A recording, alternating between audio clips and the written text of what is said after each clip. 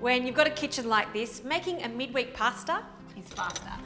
Spaghetti Amatriciana. It takes only 15 minutes, and the longest part of this recipe is boiling water. But with my Induction cooktop, with the rapid boil, it'll take no time at all. So on with the water, lots of salt.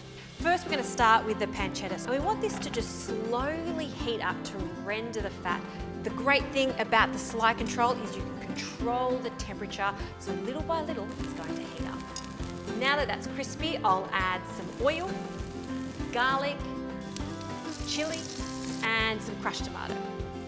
While that's bubbling away, we can cook our pasta. Now make sure you don't overcook it, we want it al dente.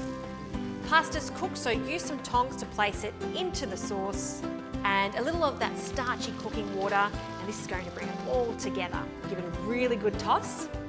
Lots of pecorino and freshly cracked pepper, and it's good to go.